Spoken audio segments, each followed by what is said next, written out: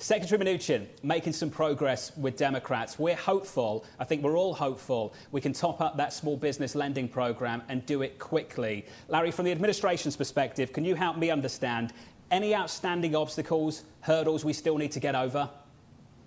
Well, the talks are progressing nicely. They're very constructive. They're bipartisan. As has been reported in general terms, the payroll purchasing power small business lending program, loan guarantees, forgivable loan guarantees, probably over $300 billion assistance plan. They've also tacked on $75 billion for hospital assistance. A lot of that's going to be rural hospitals, Jonathan. I've got $50 billion in idle disaster loans, 10 or $15 billion in testing. These are not precise numbers. These are just part of the negotiations. But they're good ballpark numbers, and I think good progress is being made. Larry, this is good news. I've said repeatedly, as you and I have gone back and forth on this, that perfection is the enemy of the good, that we need to move quickly. We'll both accept, though, that when you move quickly, things will slip through the cracks. When big public companies get access to the money, to a program that was designed for small businesses, we have a bit of a problem. Thankfully, the likes of Shake Shack were embarrassed enough to declare they'll give the money back. But Larry, as we top this fund up, do you think we can make some changes to the rules to make sure that the money goes exactly where we need it to go? Well, look, I don't think the rules were bad to begin with. I mean, there might have been some glitches here and there. I think Secretary Mnuchin has done a terrific job over at Treasury, working with SBA. I guess nothing's perfect in life, but on the whole, you know, judging by how fast that original $350 billion went out the door, went out the window, I think it's a very, very good program. Now, mind you, we're stepping up into the medium-sized area, but that's being done principally through the Federal Reserve's lending facilities, the so-called Main Street lending facilities. And, of course, there will be some assistance to large, important companies that have hardships. Obviously, the airlines are one of them. So, look, I think it's a pretty solid program. There are always tweaks here and there. But the fact that it worked so quickly, I think, is testimony to its efficiency. Larry, I agree on one of those points. It's acted much quicker than I thought it would. I thought there would be troubles getting the money out the door. Doesn't seem that was the case at all. I accept that. I was certainly wrong about that. But if a $1 billion company can get access to the Paycheck Protection Program that was designed for small companies, we've got a bit of a problem. I think we can both concede that. So we need to make some tweaks. Is that part of the agreement, that would just tweak things up a little bit so the likes of Shake Shack, a $1 billion company listed here in the United States, doesn't get access to those funds for small businesses? Well, look, Jonathan, I'm not, I haven't really followed the Shake Shack story. Apparently, there are some issues there. They may be able to seek financing through the Federal Reserve loan facilities. I don't want to go there. There will always be tweaks.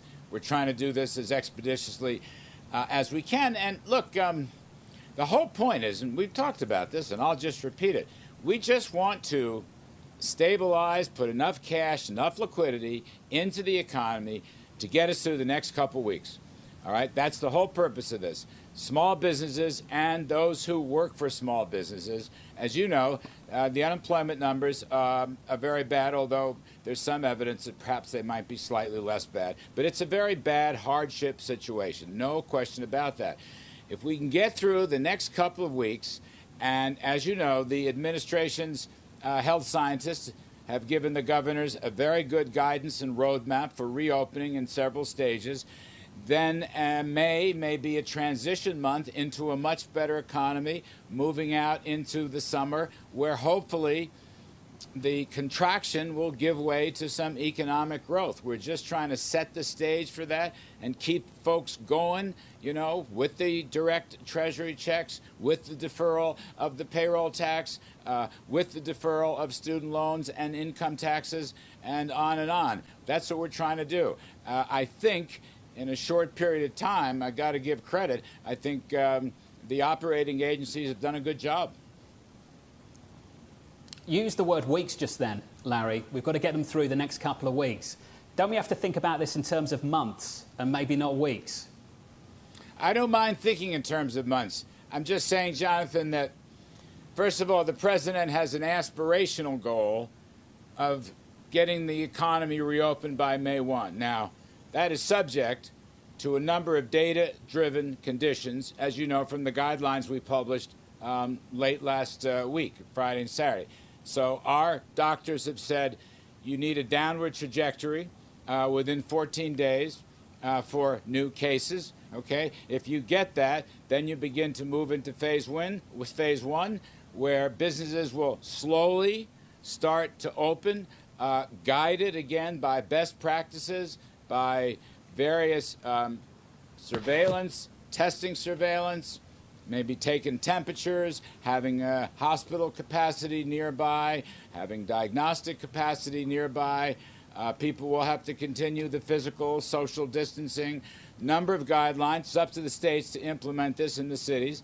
But I do think in the next couple of weeks, we will see a lot of progress at the state level. And that's why I think in May, it'll be a pretty good transitional month. That is our hope. That may be more prayer than hope, Jonathan. You know me, but I think it's there, and I think the numbers, again, this is data-driven for everybody's safety, health and safety paramount. The numbers are improving. Let us hope they continue to improve. Larry, we all hope the numbers continue to improve.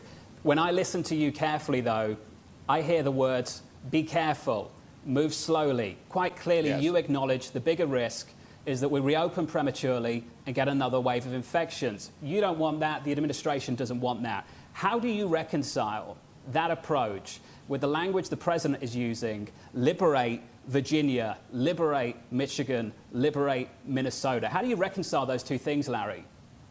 Look, some of these states appear to be ready to go. Okay, I'm not an expert on every state. But I think the president, in his heart, and again, as aspirational leadership is what I call it, he wants to see America reopening, provided it is safe, provided we have the necessary health conditions. As I said, data-driven, the guidelines set out by the doctors over 3 phases. But some of these states look like they may be ready to enter phase 1. And I think the president is saying, go on ahead. Don't be onerous in your local regulations. That's all he's saying. We have to be But Larry, concerned. do you appreciate that you are simultaneously saying that it's the state's decision and then at the same time encouraging people to protest? Can you see that's a problem? Jonathan, I'm not going to go there because my judgment is right now you're entering the political zone. I want to stay out of the political zone.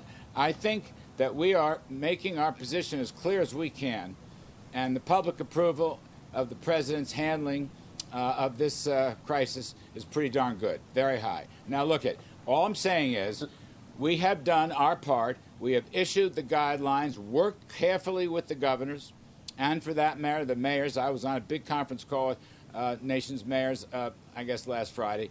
We're working with them. These are guidelines. The states and the localities will implement them. We've made it very clear what kind of declining trajectory numbers we need to see, and there can't be a rebound. If there's a rebound, and we've said this in the phase 1, 2, and 3 guidelines, any rebound means you got to pull back in your reopening. But on the other hand, people will be able to go back to work, albeit cautiously. They will have to observe social distancing. They will have to have a certain amount of surveillance testing and temperature taking and the usual good practices for sanitation. They will be able to go into the office buildings and the factories.